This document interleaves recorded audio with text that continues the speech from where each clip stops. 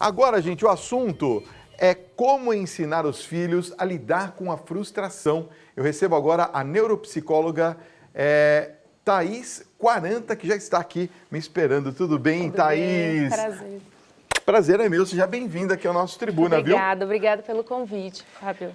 Vamos falar sobre, então, a questão da frustração, né? Os filhos hoje me parecem que ficam cada vez mais frustrados. É uma sensação errada ou estou certo? Muitas vezes vemos isso o tempo todo, né? É. Porque eu acho que tem uma demanda muito grande, né? De reforço positivo. Então, os pais querem dar muitas coisas para os filhos, né? Não quer que sofra, né? Exato.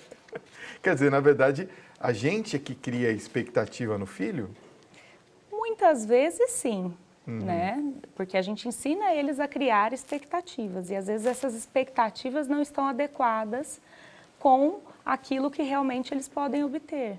Entendi. Quer dizer, acaba frustrando o filho e o pai também, não é? Exatamente. Agora, quando que as crianças começam a ter esse tipo de sentimento de frustração?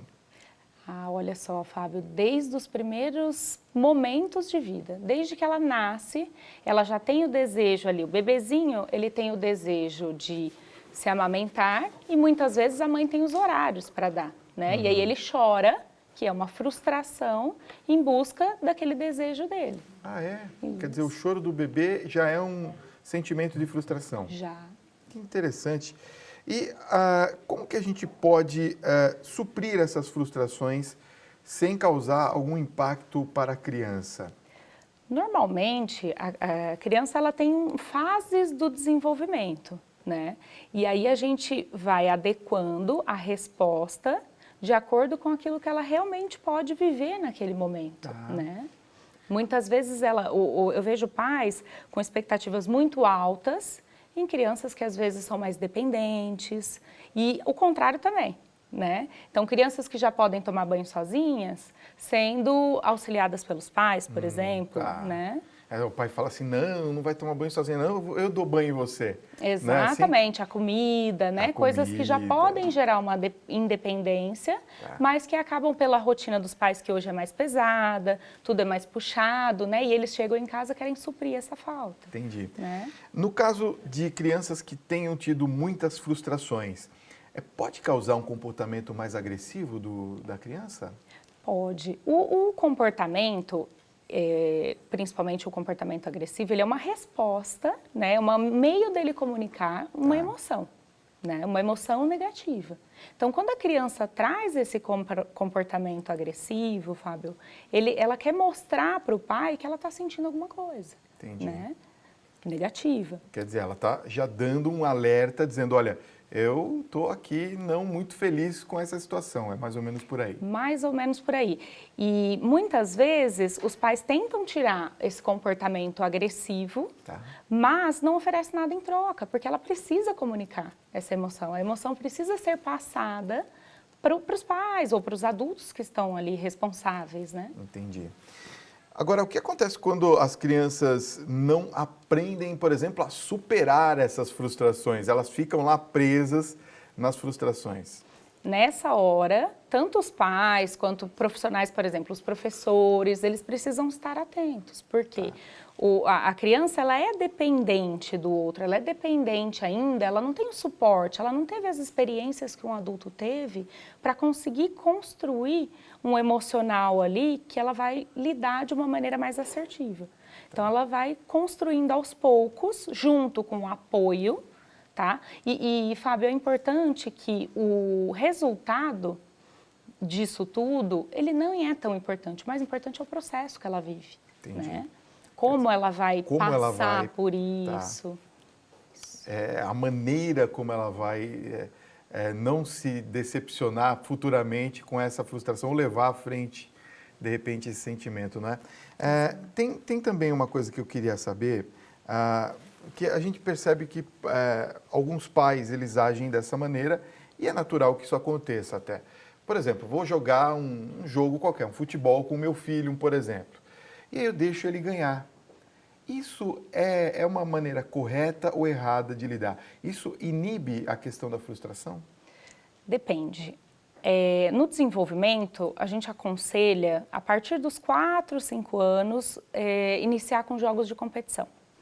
Então, esses jogos de competição, eles têm que ser adequados para a idade, né? Porque se eu tiver uma exigência muito alta, ele vai se frustrar e não vai querer mais jogar. Tá. Né? Um jogo de futebol, por exemplo, que o pai é um jogador que joga todo dia e tudo mais, óbvio, né? A criança vai se frustrar. Tá. Então, tem que adequar isso à idade da criança.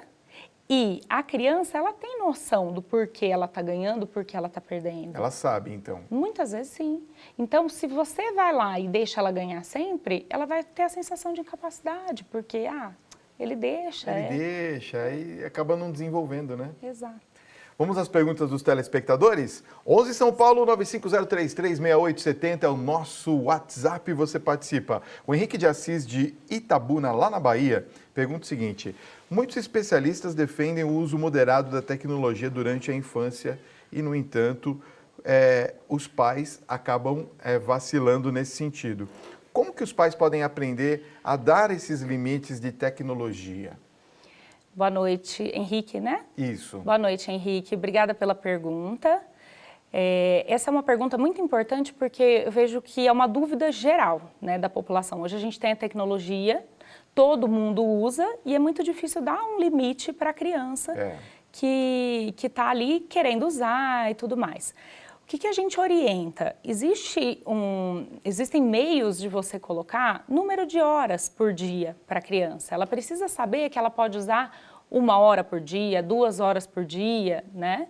E o restante do dia precisa fazer outras atividades, né?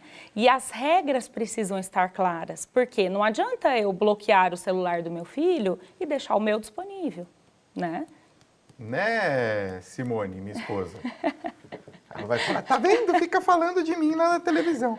Gilmar Silva, de Volta Redonda, Rio de Janeiro, pergunta: qual a importância da educação infantil para a formação da criança no seu desenvolvimento cognitivo?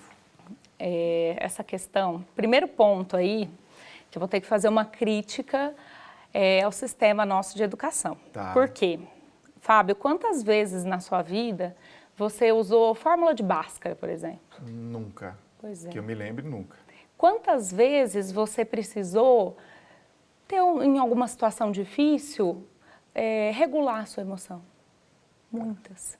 Isso não é ensinado na educação, né, infantil. E isso a gente precisaria ter. A gente teria uma prevenção muito grande de um emocional. A criança conseguiria resolver melhor os problemas dela, tomar decisão, ser mais autônoma, mais independente. Se ela conseguisse ter coisas, se tivesse nessa educação infantil, algo que incentivasse essa questão emocional, não só a parte conceitual.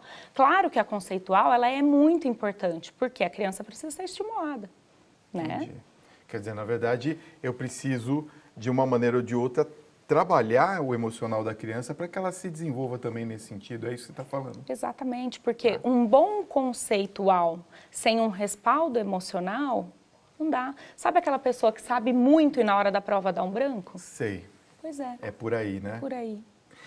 Obrigado, Thaís. Muito bom o nosso papo, né? Dá vontade de ficar conversando a noite toda. Que legal. Obrigado por ter vindo aqui ao nosso programa, viu? Eu que agradeço. Muito obrigada pelo convite e Volte estou à outras vezes, disposição. tá bom? Muito obrigada.